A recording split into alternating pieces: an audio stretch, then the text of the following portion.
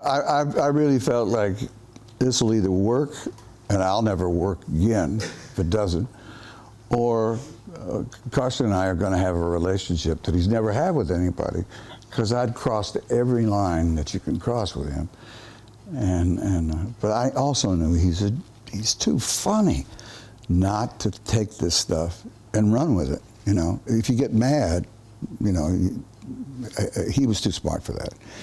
He just went with it. And when we came to commercial, he called Freddie over, and I said, well, this is it, I'm gone. And he said, when can we get him back? And Freddie said, well, I don't know. And he said, I want him once a week if we can get him.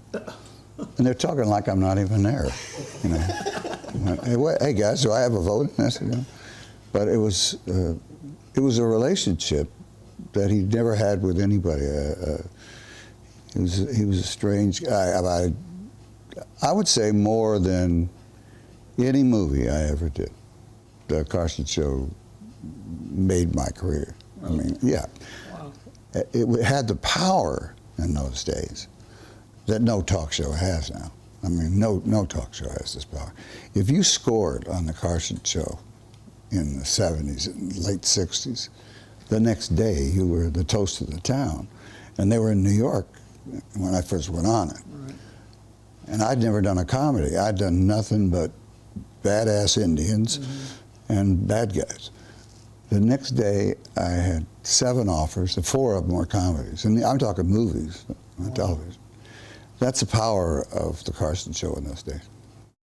No actor had ever hosted the show. It was always comedians.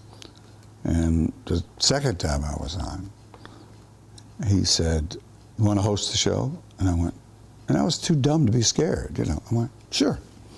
So he said, okay, because, you know, I like to take Mondays off. You can have the show on Monday.